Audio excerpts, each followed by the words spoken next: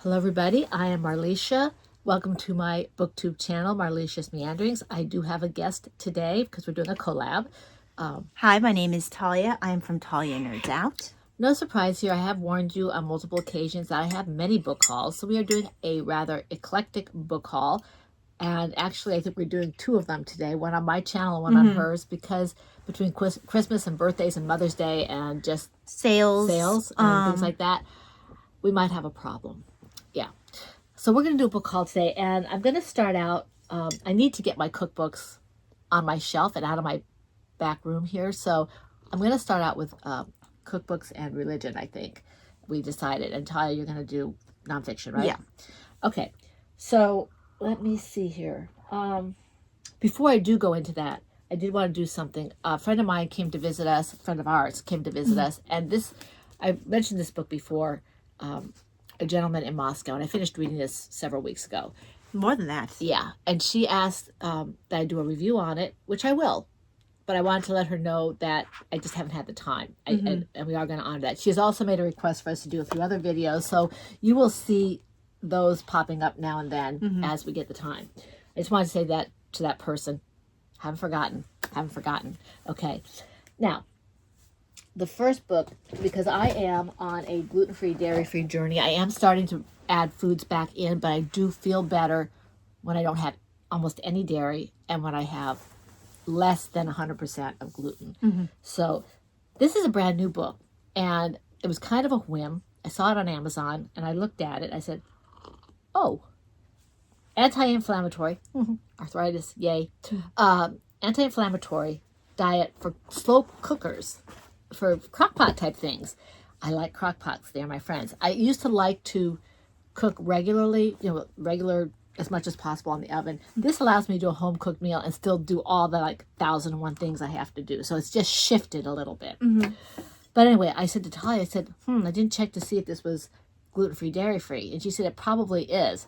She was right. It is. It's gluten-free, dairy-free. They even say that it's gluten-free, Well, dairy-free. that's the whole reason when we first considered whether or not I need to go gluten-free, dairy-free. Me and my doctor, one of the things we discussed was the neuropathy being caused by some sort of inflammation. So that's why I knew that was something that was. And we're thinking that between my arthritis and whatever's going around in my digestive tract, it has to do with the inflammation from the psoriatic arthritis and all the other kind of stuff I have going on. I'm not going to show you pictures because there are no pictures. But isn't that a lovely picture there? And I was looking through these recipes, and I'm like, I didn't know you can make that in a crock pot. and some of these my husband will even eat because it doesn't do anything different. It just uses things that are naturally. And that's actually honestly the best. It is. Unfortunately, you can't really do it that much Cacao with brownies. cheese. Yeah. I'm really excited about this. Unfortunately, they tend to be a little more caloric when they're gluten-free, dairy-free, but I'll just learn to have a little less or work out a little more. So, I don't think you have to be worried about that, Mom. I'll only show you this picture there. So that's, how do you want to work this? I don't know how many books you have. I'm just going to do one until we know, because my box from the sale is closed, so I don't remember what is in there. Oh, okay. So I've got here, this is a pre-order. I actually ordered this at the beginning of the year and it just came in the other day. This is by Thomas Asbridge. I read a biography he wrote. Can't remember which biography he wrote that I read, but I really enjoyed it. But this one is on the Black Death. It just came out. And so I was like, oh, yes, please. I already know I like this author. It's a topic that interests me. And also, it's going to be interesting. It's kind of like when I read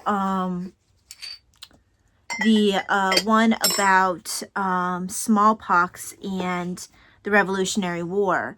It was written around the time of COVID. This is written after COVID. So having that perspective is interesting when you're looking at any book. Same author? No, different author. I was going to say, he's pretty prolific to write two books. No. Usually you don't see that far in difference. Unless he's doing them concurrently. Yeah. No, he's what I've read about him has more been like, I think it was either about a knight or a king or something. It wasn't about something like the Black Death before. Scroll down. The new pillow. Oh, okay. Yeah, my husband and my daughter went shopping, my other daughter, and they got me this. the she shed, which I can never say very easily. This isn't gonna stay. Yep. So yes, Black Death. I've been waiting for that one to come in because I got it by pre-order. Yeah, so this one is the Gluten-Free Quick and Easy by Carol Fenster, PhD. A lot of these books, if they say just gluten-free or just dairy-free, sometimes they'll say in a box or something. It can be, it is dairy-free, it is soy-free, it is this free or that free, or it'll say this is how you can do it to make it. And I'm getting to be a bit of an expert, so to speak, on adapting. Well, this is something that we've been adapting for a while because I did quite strict gluten-free, dairy-free for a while. Then I moved away from it and really haven't noticed much of a change. If I'm having a lot of issues, I might pull back a bit more. But honestly, it was an experiment we tried for me that I don't have to go gluten-free, dairy-free, but I don't mind eating it with you. Yep. Well, that's the way I started out. Was I didn't have to, although I was already toying with dairy-free. And you probably should have been dairy-free a long time ago. But I put my little pug thing there because apparently this is the back. So apparently that's not my original recipe that I wanted. I was interested in the chocolate brownies. But mini s'mores. Oh, I love s'mores. I do love s'mores. I think you can figure out how to do the s'mores without a cookbook. Yes, I can do it without it. But this might be something a little different. I had the impression that there was something that they did where they kind of did like a sheet pan. Kind of like you do icebox cake. You know, we have the graham crackers, then you put a layer of pudding, then you put another graham crackers, and you put another layer of pudding, and you put more graham crackers. I haven't done that in a long time. But that was a staple at my house when I was growing up. Okay, so no pictures really in this one, so off it goes. This is one that Mom's is still coming in. Yes. But mine has come in already. My plan is to read this just kind of in a very relaxed way over Big Book Summer because it is barely over 400 pages. I'm looking forward to that book. But I just wanted to read about someone who's pleasant. Yes.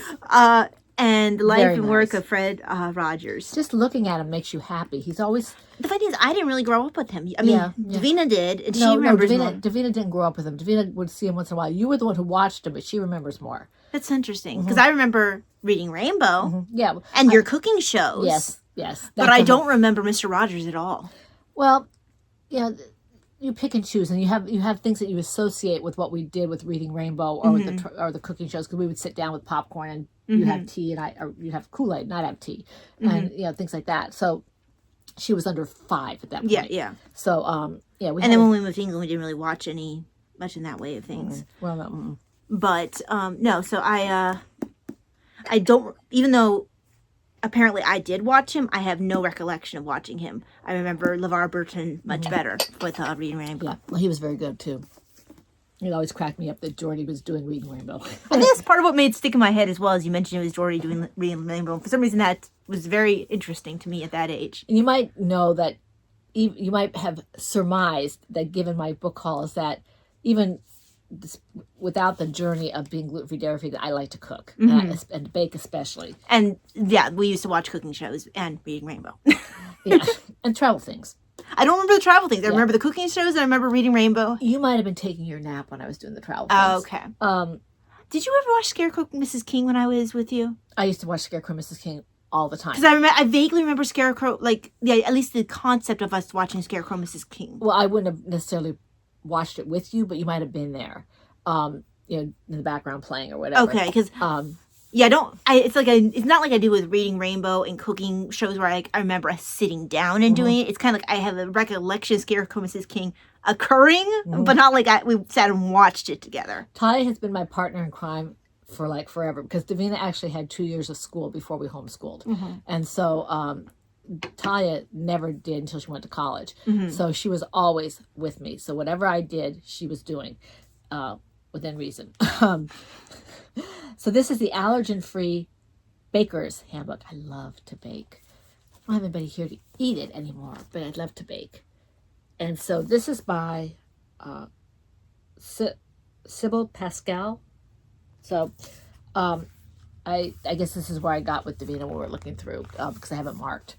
And there's no real pictures in this. I really have an issue about not having More pictures in yeah. cookbooks. I mean, you need to see what they look like. Let me see if you can do that a little so you can see it better. It's really crazy how so many cookbooks now don't. I guess it costs less, but... That looks pretty. Okay. That's out that book. Okay, so... next I have here... is Sergeant Stubby. And I wish there was a cool cover for this, but there isn't. Sergeant Stubby? Yes, this is about the dog in World War One. Right. There was a World War II one as well, but this is the OG. So, yes, a little dog who decided he was adopted by these soldiers. They did adopt him. He went over to World War One. He actually had his own little gas mask and everything. Like, real life feels like it should be a Disney movie type thing. Look forward to reading this. This should be just a nice, fun, quick read. It always amuses me to read things. It makes me happy because I was telling Talia and my family earlier when we talked about this. Our neighbor had a dog. When I was growing up, I was about 10 or 11, I guess. We were in military housing, and the people next door had a beautiful German Shepherd. They made sure that he was, when he's outside, he was tied because he didn't have a fence, and so they had with a good leash length. And one of the neighbor's kids was teasing him, and get to the edge of and they misjudged, and the dog had enough and bit him. So the option that my other neighbors, the one with the dog, was given was you can put him down or you can put him into the military. So we now have Sergeant Slick, who is I'm sure it was a great dog, but it makes me smile to see this. It makes me sad every time I think of Slick because it was such a nice dog, and it wasn't fair that he got punished for. All I can say is I hope he enjoyed his adventure. And I mean, he could have, Stubby seemed to enjoy his, as the other dog from World War II, who he didn't live quite as long afterwards, but he just naturally got taken earlier. But yeah, it's Sergeant Stubby, how a stray dog and his best friend helped win World War I and stole the heart of a nation, and put up by National Geographic. Now, why don't we have a picture of Stubby? I know, I'm a little disappointed why. Well, they're probably, hang on. We need to find at least one picture of Stubby. Oh, here we go. Here's one. Isn't he cute? Look at him with his vest. His little vest. Oh, look at him with his little vest. Oh, isn't he cute? Isn't he adorable? Isn't he cute? I bet they sold posters. Isn't he adorable? Okay. I must have I bet this at some point had a jacket to it and had a picture on the jacket. But because this is a used book, it didn't come with the jacket. Sorry, I'm having word issues. Go ahead. Okay, this one is called The Best Gluten-Free Family Cookbook by Donna Washburn and Heather Butt. That's unfortunate. This is, I'm hoping that me going through all these books isn't, these cookbooks, these gluten-free, dairy-free things, isn't boring a lot of people. And I'm hoping that maybe it will help people who are on this journey themselves or who are looking for other options to be able to cook meals that are good for them and for their families. Because it can be hard.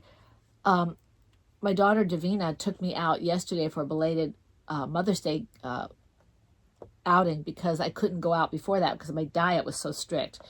And it's really hard to find a place where you can go eat, especially if you're dairy-free. Gluten-free, yeah, it's hard to, well, I guess gluten-free is probably harder, huh?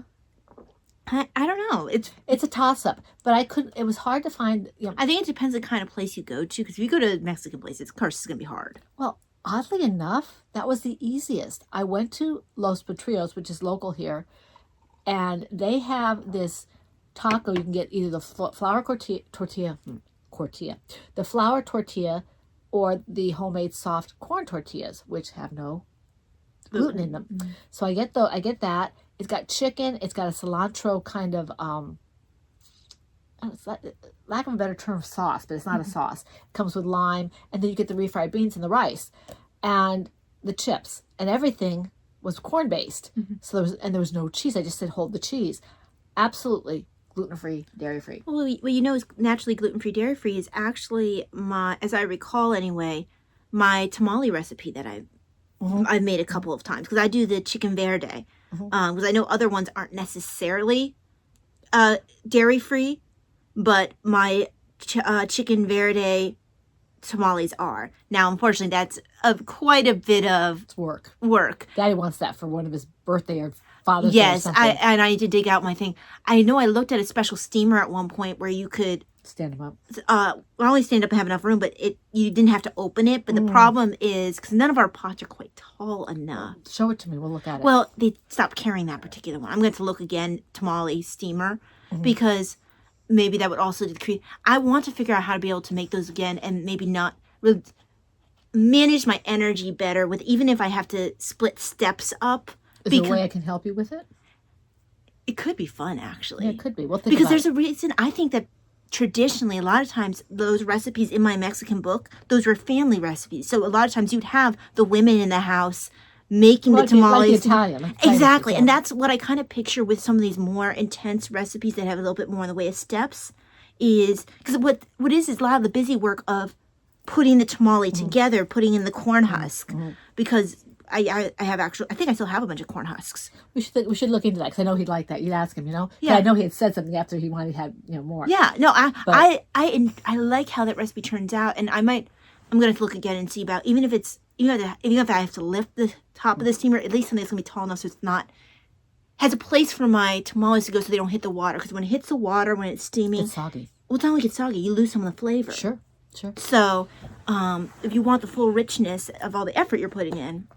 But anyway, and I am able to eat a little bit of the gluten now, so that makes it easier. So, but this is what this one looks like. It's the best gluten-free family cookbook by Donna Washburn and Heather Butt. And this, I'll show you the one picture that really looks. I can't speak today. Looks really good. And this doesn't have a lot of pictures in it either, but it's nice because it has on the side here.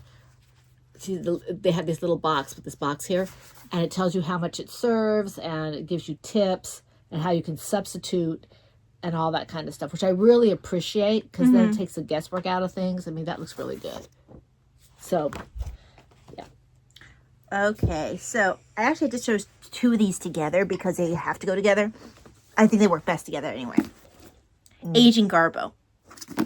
So this one, the basic idea of who Aging Garbo was is he was a Spanish chicken farmer, and the communists. They said poultry farmer.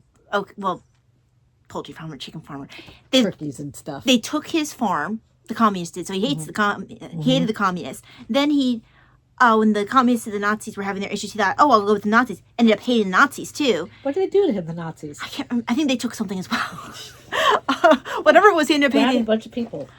So he offered his services to England. They looked at him and were like, they didn't even know whether or not to trust him. So he set himself up as his own fake spy network for the Nazis. He pretended to the Nazis that he was in England. And Was he still in Spain?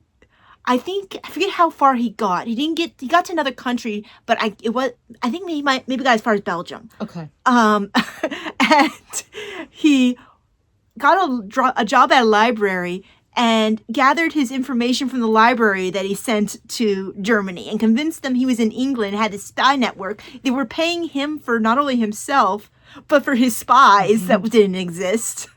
And so at the very money least, off the enemy. that was his side first. Eventually, when he had managed to convince him to send I think it might have even been a small armada out to meet what they thought the Brits were. And the Brits caught the transmission. They're like, "We don't have an armada out there."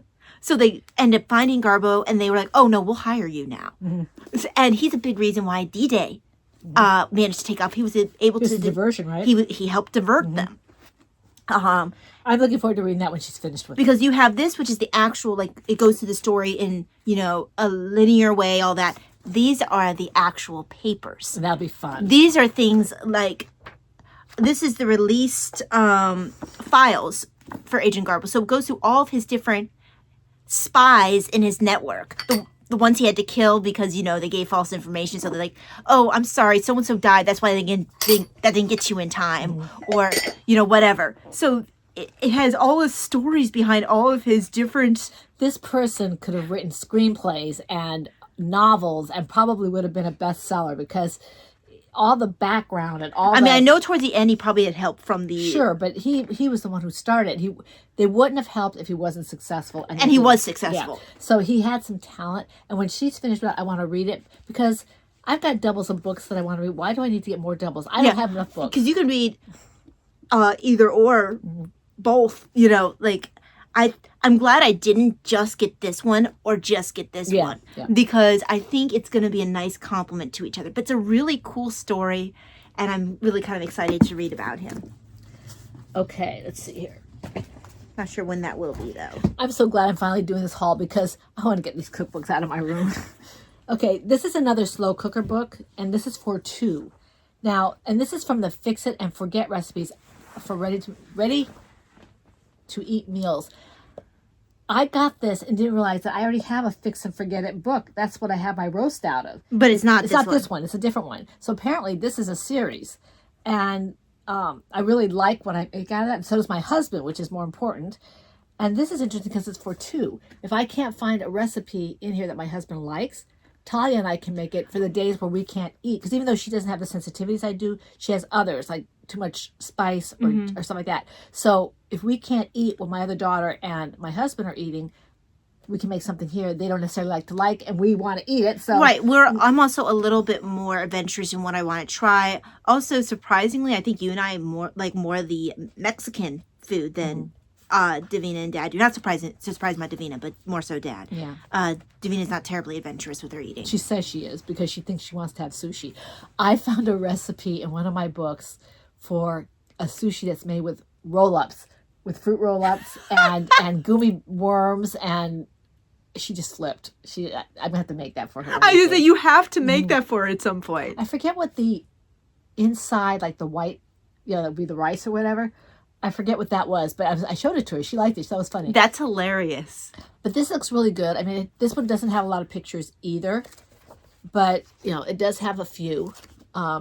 And this is for 2. I guess I could adapt it if I wanted to, but why? But why? The whole point of it is that. And this is also taking advantage of the fact that there's plenty of things that you and I want to try. Now, most of the things with fruit, I won't be able to because. Will you be able to if it's cooked? Yes, it's the thing. It seems to be things that are like if applesauce sits a few days in the fridge, and I think it's the gathering of the histamines. Yeah. Strawberries. Right. Those kind of things. After a while, my body starts reacting to them. I mean, there's things in here like, okay, ginger carrot bisque. We'll try. My husband will look at that and say, and we'll say, carrots don't even belong with. Whereas I might be a bit like concerned, but I'll try it. I'll try almost anything unless it says sweet potato. If it says sweet potato, I really cannot handle it. It's odd because I had it once in pie and I was okay. It was like a pumpkin pie, but I've only ever had it like as a baked potato. My mom was trying to tell me that I was talking to her just a few days ago, and she was saying that I hadn't always been there. I said, yes, I have. I said, you used to put marshmallows on top. There's a way of making it where you bake it with the marshmallows on top. Even then, I love marshmallows. I thought, I'm going to love this. I could not handle it. It's just, but look at this. Isn't that lovely? Well, it's kind of like how you guys don't necessarily remember quite to the extent that, like, my thing with the cooked carrots, it's... But yes, this has got a few more pictures in it. And this is for 2 people. So, Ty and I, or if do they have peas in their shepherd's pie?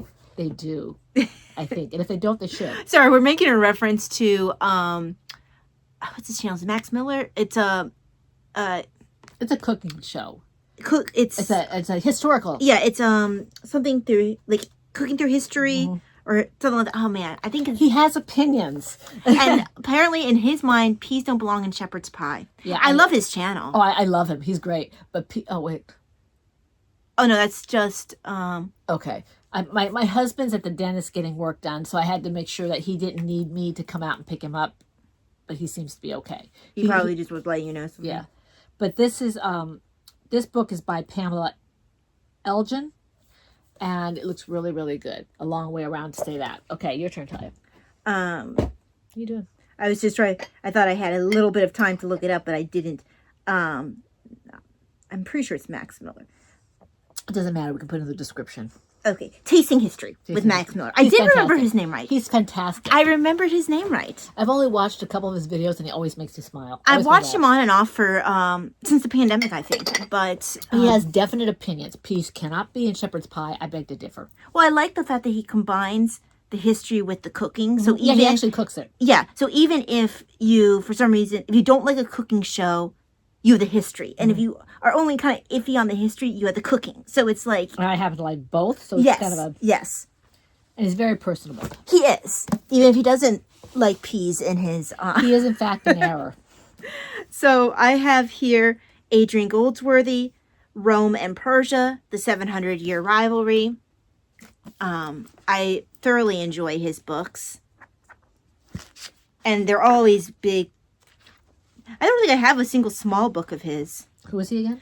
Adrian Goldsworthy. He's the one that I had. Ooh, Persia. I read his book last year on Alexander the Great and I always forget his father's name, but on the two of them, and it was fascinating. Of course, it covered mostly Alexander, but the part I really enjoyed the part on his father, which is why it annoys me that I don't remember his name. I don't remember his father's name. I'm sure I knew it at one time. He had one eye. Okay, then that doesn't help me. No, I was. Sometimes you'll go through random facts about someone, and like maybe eventually you'll hit on the name, but I don't think his name is Nick Fury. But yeah, so I first ran into his work with his book on Antony and Cleopatra, and I've loved his work ever since. But yeah, this one. So this has been out a while. It's just the first time I picked it up. I kind of enjoyed my last book I read on Persia for that's a fascinating culture. Persia. Well, it was Persian Fire, and that one was a Tom Holland book. I always laugh. You say Tom Holland, I think of Spider-Man. I know you do. But it kind of like, oh, okay, maybe I'll go and read this one about Persia and Rome next. Okay, my next book, I think it's my last cookbook, because the other two I was going to show you, I think I showed you already, and in the interest of time, I'm not going to. This is Allergy-Free and Easy Cooking. This is another Sybil Pascal book. 30-minute meals without gluten, wheat, dairy, eggs, soy, peanuts, tree nuts, fish, shellfish, and sesame. I wonder what's in it. Air. No calories, hopefully. Look at the pictures for the back here. And this is a really nice book. It's got charts, measurement conversions in the back. There's probably a lot of vegetables, Mom. Probably. Ooh, this one has really nice. Ooh, this one has pictures in it. I was right. Not a lot, but more than the others. Look at this. And this is Sun Butter Dan noodles. Dan noodles. Dan noodles. That makes me giggle. Now, when things are this much of not having anything, it's not going to be. There's going to be replacements. Hi, these are gnocchi. Okay. I love gnocchi. Well, gnocchi's usually pretty simple because that's just basic gluten-free flour mix. I can do flour mix. Daddy's doing some research on flour because... there's also a recipe in here, most likely. Yeah, but he's doing some recipe because apparently for the bread, when he's tweaking my bread to see why the honey was making it all soggy, apparently the flour he's using is kind of notorious for that. Oh. So I guess he's looking for another bread. We still use that for other things, but maybe for the bread, use something a little different. Right. But it's an adventure. This is fun. It really is. I mean, it can be a little frustrating, but it is fun. Well, that was really what made the beginning part of when I first ended up taking that journey. It was with a mindset of, okay, let's see where we can take this. And we've always instilled that attitude, whatever we're doing since the kids were little. It has to be an adventure. You can't let it bog you down, So that's paella. I've never been able to get into paella. I don't think I ever had paella. I don't think I know what it is. It's Spanish dish. Usually it has some kind of seafood, sausage, chicken, whatever. It's kind of like a casserole or okay. It's like so it's kind of something. It's kind of like you just throw everything in it. Oh, that's cool. I don't think there's any like set. There might be some. We probably have in my Mexican book a couple paella recipes. Probably do. It's from Spain, but I'm sure that there are others. And I think it's their version of like you just throw everything in. I'm not positive. I'm sure there is some kind of like classic basic paella. I usually think when I think about that, I usually think of like, okay, shrimp and sausage and maybe some chicken. I'm not really sure, but it's and everything else that goes with the peppers and all that kind of stuff. Get chicken parmigiana, and parmesan is in quotes because obviously no it's dairy. Not cheese, yeah. So that's kind of exciting. It's just I'm looking forward to trying some of these.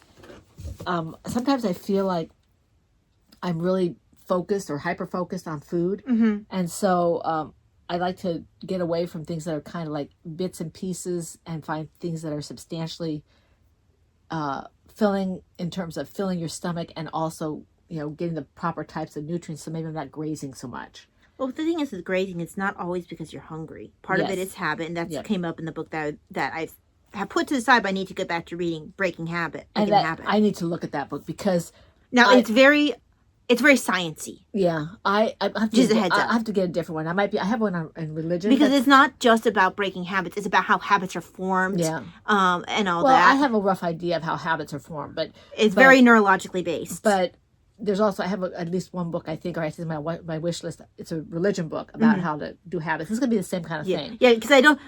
That's the only reason why I said something. Because I'm like, I don't think this is quite what you are looking for. I think you're looking for something that's more practical, less scientific. It says chicken mole soft tacos. What is a mole? I hesitate to ask. It's a pretty picture anyway. Oh, I feel like I looked that up last time we talked about my Mexican book. Okay. I can't remember what it was, but this looks really good. So this is the last of my cookbooks. This unless I have something coming in I don't know of. This is last that's before my sale one. Okay. And so my sale box will come at the same time as your other ones in that box. Okay, am I going to do religion or am I going to do I might as well stick with the non yeah, because we were going to do the fiction separate, just like So this is this was a pre-order.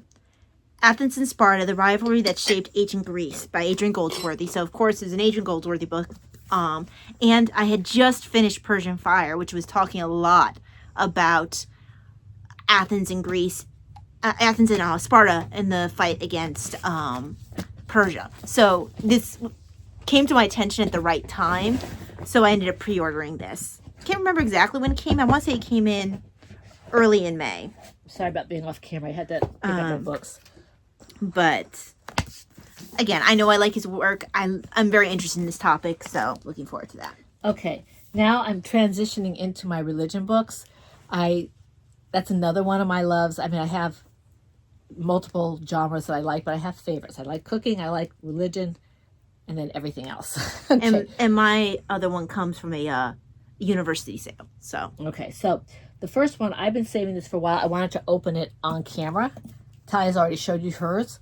Actually, I don't know if I showed it or not. This is the Abbey Psalms and Canticles. And I'm not really sure. Ty explained it to me, but I'm not sure what it is. So basically, Mom, these are the Psalms and Canticles that are in the liturgy, the hours, and that's the translation that'll be used in the new one? In the new translation as they release it. Okay, so I'm going to open this up on camera so I can show it to you. So it's closer to what's in the liturgy, the Mass. Okay. So imagine it a little bit better. Box. But it's a good way to, kind of get ahead and get used to how it's a nice book too. This cover is so nice. I've definitely used it to meditate off of. Release the book. Here you go, Mom. Thank you. Release the royal book. Okay. So here I believe it's got either 2 or 3 markers that it comes with. This cover, it's not quite like a polished cotton kind of feel or anything. It's not quite leather. It just feels really nice and it looks gorgeous. And it's got little markers, I guess. I'm not sure what those are for. Ty would probably know. One section is Old Testament, one section's New Testament. So you got the book of Psalms. So that's what it is. It's Psalms. It's if you have you'll of course have Daniel in there. You'll have Revelation. The Canticles is where you have that stuff. So you got the Canticles in here. You got the Psalms. But it has like Canticles and your appendix. There you go. So there's 3 different. Why does this one? Oh, Canticles Old Testament, Canticles New Testament. Yes. Okay. Because remember, actually you might not know this. The Canticles for evening prayer are always New Testament. The Canticles for morning prayer are always Old Testament. Right. So usually it's Revelation a lot of times for evening prayer. This is just really nice. I'm looking forward to using this book. But obviously the vast majority of it's going to be Psalms. Sure. Well, there are a million Psalms. Well, also, there's more Psalms than anything else that's used in there, because every prayer time has at least 3 Psalms. And this is just absolutely... Or, I'm sorry, at least 2 Psalms and 1 canticle. Look at the margins and the print is perfect. I can almost read that without my glasses. Of course, if I try to do it without the glasses now, my vision will be blurred. But yeah, I love this. It's been sitting here. I think you got me this for Christmas. I did. So it's been sitting there since December because I haven't had a chance to get to it for a book haul. I can't wait to use that. It's really pretty. Okay, so now I'm cracking into the box with my university sale. I think this was Yale, because I think I looked at Princeton and couldn't quite find anything. Then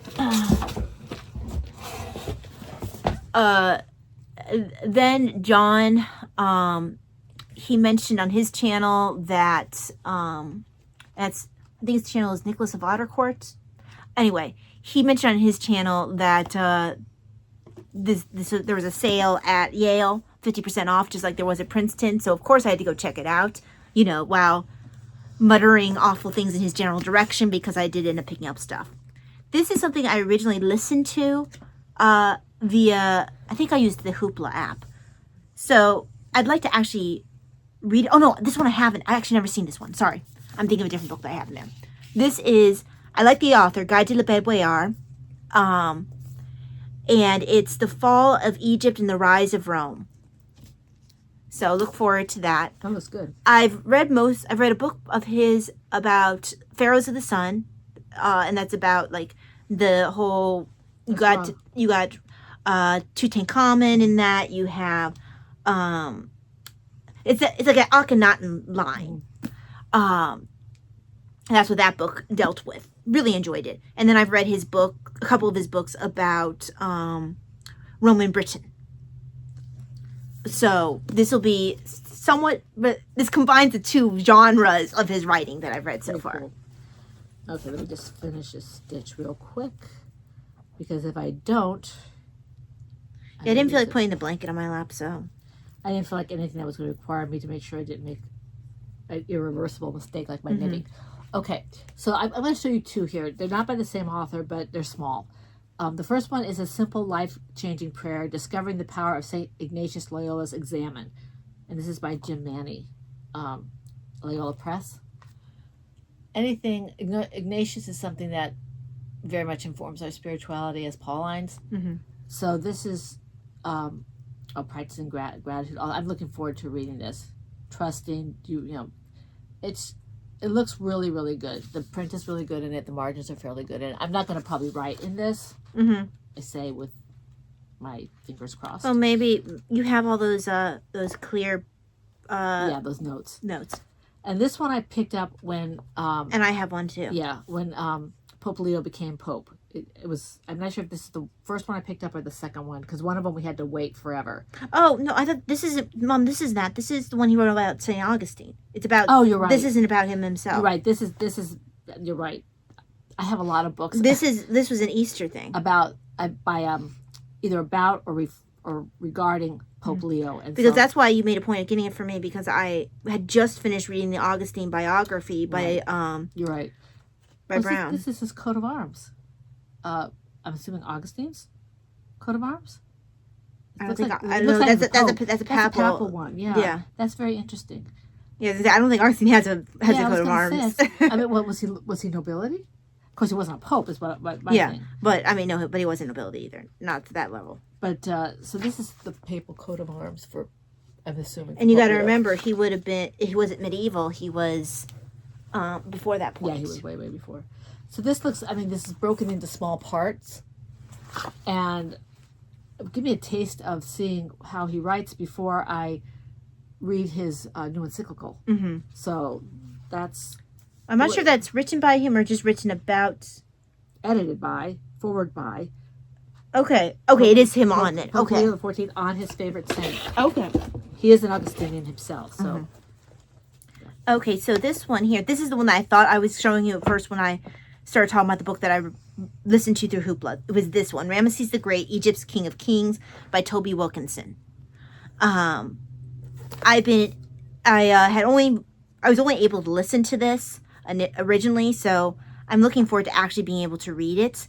The thing is, I did remember random things from this from when I listened to it, like the fact that the Ramesses name actually indicates that he was a redhead, as does the genetic work they did on his on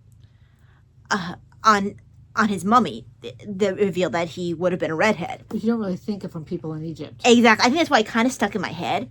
So that whole family line, like that's where the Ramesses comes from. Apparently, it's something about red. I wonder if they had some other bloodline in them. I mean, some other. I don't know. I can't remember. Other than Arab. It's been a couple. I want to say it's been a couple of years since I've listened to this, and I listened to it versus reading it because I didn't have it. I borrowed it, so I look forward to exploring this book in a way that I'll remember it better by reading it. I have been wanting to read he has another book. He has a couple other books about Egypt, and I've been wanting to read Toby Wilkinson for a while. I believe he's with Time Team, just like Guide to Bedwayar. So, all right, my next one is going to be. Just let me finish this. I'm pretty sure Guide's the one with Time Team and not Agent Goldworthy. I'm pretty sure it's Guide to Bedwayar and I know you sent me a link for Toby them, but Wilkinson. I don't usually watch them, so. Well, their videos tend to be longer because they go on digs and stuff. I'm a real big fan of Word on Fire, and they have really good books that come up. I have that one as well. Yeah, I think I got it for you. No, I bought it for myself. I got it on a sale, or I had like money that Davina gave me for something, and I bought that with something. I don't have the other book that came with this. It was like a 2-for-1 type of thing, and it's a fiction book. So I think it's over there, or maybe it's in the other pile here. It's probably in the other pile. But this is The Most Dangerous Man in England. It's on Newman, John Henry Newman, I think it is. Let me see. Make sure I got the right Newman. It's the one that I started. It's Cardinal Newman. Yeah, Cardinal Newman. It's not Neumann. It's Newman. Yeah. So this is the one we started reading about with Faith and Books. Well, he's the one that Father Knox got compared to, and so did C.S. Lewis. And this is. I'm hoping that this will be a little easier to understand than the other book I got, and then maybe I can go back to that other book because I do want to read about him. But it was very difficult to get through it because we were on a time crunch. I think we had. Well, also his writing is dense. It's not something that you can just speed through. Yeah, and I'm just looking at this. I can see that I'm going to be able to understand this better. Now, this isn't him writing as well. No, that's my point. Yeah. But to be fair, I got through the introduction, or barely got through the introduction. I looked ahead, and it seems like it might be a little better, more understandable as you get into the actual book. But it was too much. I was doing too many things. I just had to let it go. So I also have this one, which I haven't got here to show, but this feels like it kind of slides in right next to this nicely. So this is actually what made me take the leap to go like, okay, I guess I'm doing Yale's 50% off sale. Converts by Melanie McDonough. From Oscar Wilde to Muriel Spark, Why So Many Became Catholic in the 20th Century. And actually, Eamon Duffy has a little quote at the bottom, a lively treatment of a rich topic. And I'm a fan of Eamon Duffy as well. Why do I know that name? He wrote Stripping of the Altars, which is about, I've mentioned before, I seminal work. Yeah, I couldn't remember what we were Yeah, talking also, the first book I read by him was Marking the Hours. And there was a book I really enjoyed about the Book of Hours in England. So, I had something that has his vote of confidence on here. Is something love that picture. Isn't it cool? I love that cover. And it was a topic I would have never thought of looking for, so it's kind of cool it just came up. Even if I only end up arguing with the book in the margins, I'm interested in the topic. Now, Ty and I are both big fans of Scott Hahn, and this was I already had this one, so the book. It's called The Fourth Cup: Unveiling the Mystery of the Last Supper and the Cross. I love the cover on this. And he had a sale or something, so I went ahead and picked it up. Well, what happened was, the book I wanted to read next for him, apparently this one is best read before it. That's right. We decided. So you needed the one before it, and you didn't have that one. And the print is great. The margins are really nice. It's going to be an easy read in terms of on the eyes. How dense it is another I find thing. him easy to read. Most of the time, he's okay for me. I had one book that was very difficult for me to get through. And maybe it was just where I was at that time. But it's a very nice book. It's got a very good feel to it. The cover has a nice spine to it. It's just very nice. Okay. This one, talk about a nice feel to it. Oh, yeah. So this is... I'm going to be reading that one, too. Yes. Well, I even thought of you when I picked it up. Spycraft, Tricks and Tools of the Dangerous Trade from Elizabeth I to the Restoration. Okay, you might hear my husband. He forgot that we're recording. Yeah. It's by Nadine Ackerman and Pete Langman. And it goes through different ways that they did their spy work in Elizabethan England. And in the back, it even will walk you through some of the lessons of how to do some things. Like, it'll give you some recipes for, like, how to make the ink or some of their ciphers that they had. So this is actually a trove for anyone who might want to write this kind of stuff in their novels. In their novels for that era, or if you just want to get ideas from something that's not as modern. So, like right here, a reproduction of Porter's signature stamp the resulting signature rendered in printer's ink. So I didn't realize how realistic the signature stamps looked. Oh, wow, yeah. They must have been better at inking up their stamps than we are. So yeah, this is an interesting book, and like I say, it has a great feel to it. But I knew when I picked it up, it's like, yeah, Mom's gonna be interested in this one. Okay, the next one I have is I love Cardinal Sarah. I read his what was it? Something about noise. Silence.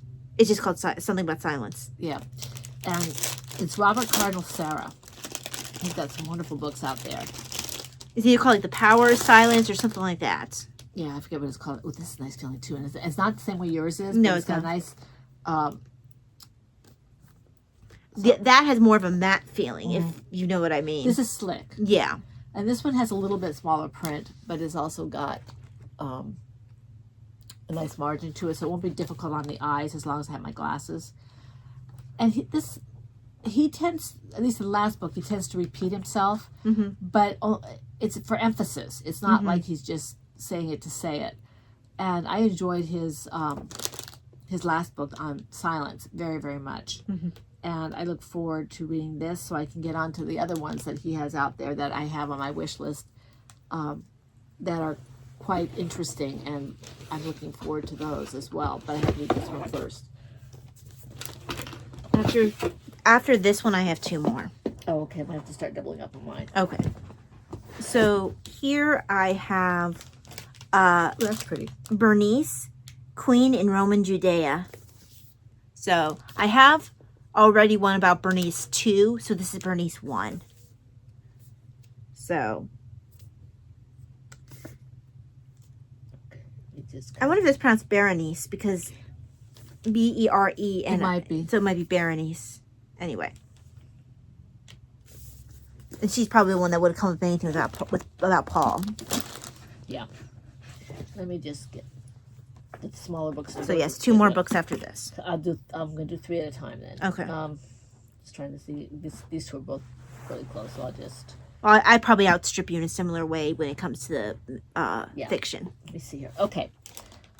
This is Aquinas, the shortest Summa. I have that as well. Some of these books that we both have, I'll probably then say, I already mentioned that I have that, I'm going to put it away. Okay. You don't have it with you today, No, I don't. Okay. But you're showing it. And... Yeah. So this is, I'm looking forward to this because I've been wanting to read both Aquinas and Augustine. And I'm kind of intimidated. So this one looks good. This is what he put together himself. Right. That's what the important part is. Not just someone else who went afterwards and made it shorter.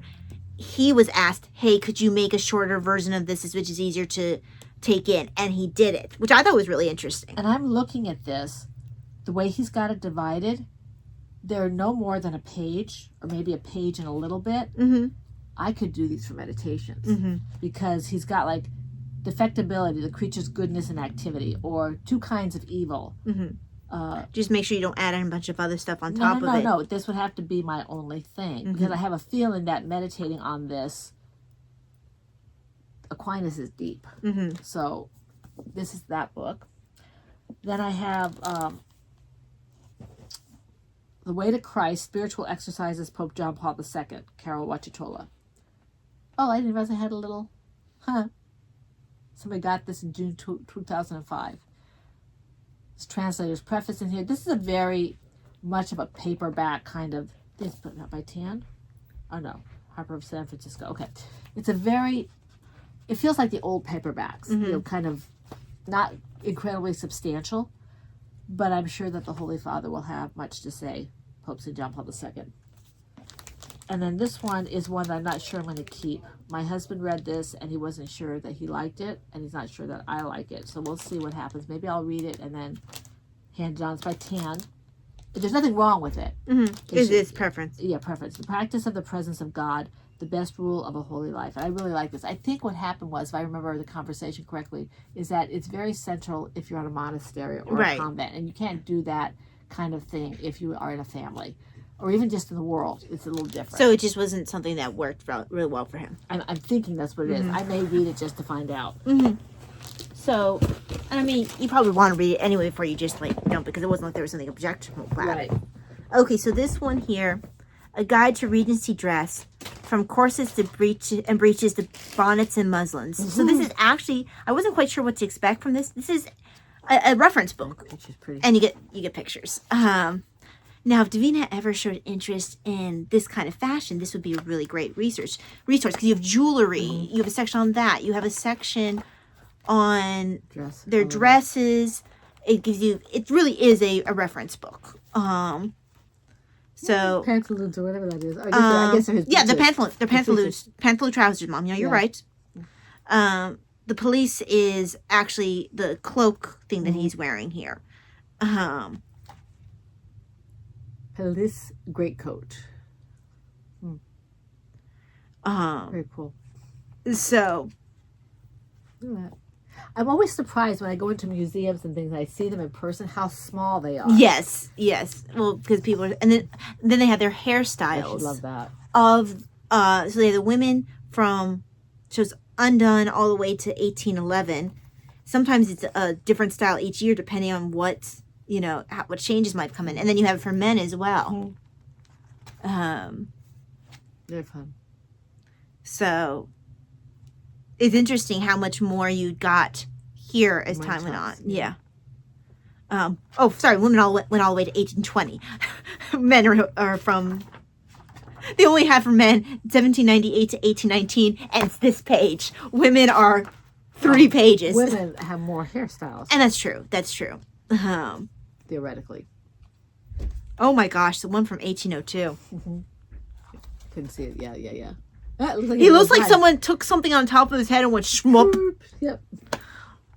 Or like they did like a little ponytail type thing, and they just pushed it forward. I don't know. It looks weird. That's probably the least normal of the hairstyles. The rest of them, any of these other hairstyles, you could see now, and they wouldn't look too weird. Except the one from 1802. Yeah. The rest of them, you can see a guy. Actually, 1802 might be okay now. I guess you're right. It just maybe something about it just looks funky. But there's a glossary in the back. A dress. That's what picture you're talking about. So this is honestly just a great research about textiles. Love to know how they did dyeing things. Well, this is a lot. I'm not sure if it'll tell you exactly because this is a lot more about. This is very much a reference book of a what is that thing? What's that word that I don't understand? Here's some pictures to go with that. So I don't know if I knew exactly what I was getting when I got this, but I think it's still a cool thing to have, especially when you read a lot of Regency type stuff. The drawings. I've actually seen a couple of these drawings before. This one I've seen before. A lot of times those drawings would be on paper dolls. Yes, I could see that. And actually, there was something that came up in a Regency book. Something I read about Regency pastimes and pleasures, I think it might have been called. It talked about those paper dolls. We used to have those paper dolls. Everybody had paper dolls. Okay, my last set of books for my podcast here, my thing is 3 of them. The first one is Training the Tongue by Father Gregory Pine, O.P. Training the tongue and growing beyond sins of speech, because gossip really hurts people. And so I wanted to look into this. I love the cover. It makes me giggle. It's like he's sticking his tongue out. Funny. Yeah, if you look closely, you can see that the tongue is working out. makes me giggle. I need to try to draw that. That's hysterical. So that's this one. This one, do you need me to stop the video and start a second one? Because look at where we're at for minutes. I don't know. You're the one who knows how to do this. Because I might have to do that for you. Because I think part of the problem was we had to do that, or it wouldn't let us transfer the video fully. Okay. So hold on. You have to set it up for me then. Mm-hmm. Okay, we're back. While I finish up this and she finished up hers. Mm-hmm. This is this book. Ty and I found on ICC. It's called Institute of Catholic Culture. Mm-hmm. They're doing a course on the Liturgy of the Hours. She's going to be doing it. And I happen to already have the books that she's going to be doing it for credit, and I'm going to be doing it not real college credit, but for credit, with certificate. I'm doing it on an audit because I don't need the stress of doing it for credit right now for audit. Audit is fine, but we were looking at that, and when we were looking at that, I found this course over there called Spaces for Silence, and I'm like, oh, that's right up my alley. This is the book that I got for it. And this is an old course. I'm going to take it on my own time. And I'm debating when I'm going to take it. I'm probably going to wait until later in the year so I can do the liturgy. Because I'm not sure that one will be available. A little bit of crinkling on the pages because it was secondhand. But the print is really nice. I think it's 7 weeks that you do this. And it's all about the importance of silence, which I'm a big proponent. I mean, you heard me talk about Cardinal Sarah in his book on silence. This falls into that. And the cover's nice on this as well. It's really pretty cover. I like the cover. And my last book, now I'm a Pauline, as I said earlier, and this is Deacon Bob Evans on Understanding St. Paul, a concise guide to his theology, his letters, and his life. So it's all about his letters and his life. I love St. Paul. Anything that can get me to understand him a little better. It's good. This is by Sophia Institute Press, which is very well respected. Good print, fairly good margins. I'm looking forward to reading that. And then I'm ending with Fashion Victims Dressed at the Court of Louis XVI and Marie Antoinette. So it's another thing that's, while it covers the fashion, oh my. Is he sitting on her hair? Yes. So that's odd. And that information's in French, so I don't know what. Let's see. It's this one here, I think. Facing page. Anon, la nymphe un peu. Woman, finest. I had to spend a little more time. Acclamations of the people. That's triumph there. This is to the acclamation of the people, their praise or whatever. Something about memory. The Empress of something memories and memorial exploits. Okay, I would have to spend a little more time with that because my French is very rudimentary. But that's a scary face. It looks like almost like one of those cartoons that might have been in Punched or something. Yeah. But the French version. It's too early though. Well, a French version of it. No, but it's still too early. Well, comics have been around forever. Yeah. Well, political. Yeah. So it just has the different styles of the era. Probably is gonna. It sounds like it's focusing on ridiculous stuff, but it doesn't look like it. Well, no, it's just it literally is just. I think this is a fairly famous picture of Marie Antoinette because if I remember correctly, there was a bit of an uproar that she had this done in the muslin because it looked too much like underwear to people. So there's this painting, and then they have, look, it's basically the same painting. I like her better in this one. I agree. But then in more formal and appropriate attire. But yes, as I recall, this was an issue at the time because of the muslin. It was, and because a lot of times the muslin could be a little bit almost see-through. I'm sure she had something under it. But... Oh yeah, but it was enough that I was like, yeah. It's like a little nightgown. And that's actually, I think that is muslin there. And there, I remember it came up in Austin that you would have people who would do stitch work in white on the white muslin, and that was considered like, if you had something like that, that was like high quality stuff. I don't know, what the point was because you couldn't see it. Yeah.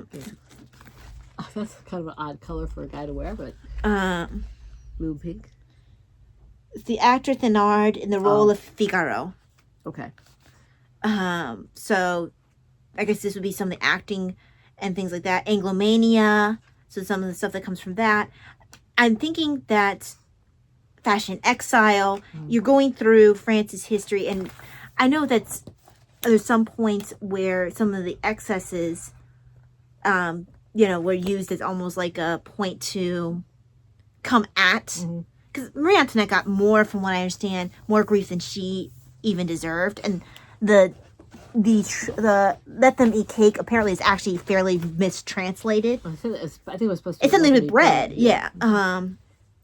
Not like she's just going like, oh yeah, just let them have dessert. Yeah, which is really odd because they never say that when they teach it. Yeah. Oh no, she doesn't get fairly represented. I'm gonna read eventually a biography on her as well, I think. Okay, we're gonna take a break while we get tea and all that kind of stuff, and before we start Talia's I need to put my Yale books away. I need to put my cookbooks away.